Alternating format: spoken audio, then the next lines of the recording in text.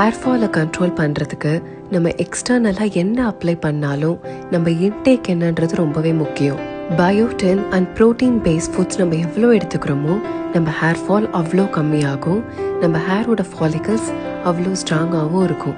அது ஈஸியாக எதில் அவைலபிளாக இருக்குன்னா நட்ஸ். டேஸ்ட் அதிகமாக இருக்கிறத மட்டும் எடுத்துகிட்டு கொஞ்சமாக டேஸ்ட் கம்மியாக இருக்கிறத நம்ம அப்படியே இக்னோர் பண்ணிடுவோம். வாங்கி வச்சுட்டு சாப்பிடாமே போயிடுவோம். இந்த பிரச்சனையை ஓவர் கம் பண்ண தான் வீட்டிலையே ஒரு ப்ரோட்டீன் ஹையாக இருக்க பயோட்டின் பவுடர் நம்ம ஹேர் க்ரோத்துக்காக இந்த வீடியோவில் பண்ணி காட்ட போகிறேன். ஹேர் க்ரோத்துக்கு மட்டும் இல்லாமல் இந்த பவுடர் பேசிக்கலி நம்ம ஹெல்த்துக்குமே ரொம்ப நல்லது.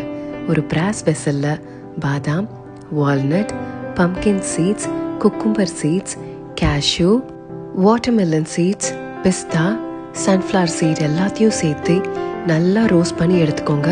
அதில் மாய்ஸ்சர் இருக்கவே கூடாது.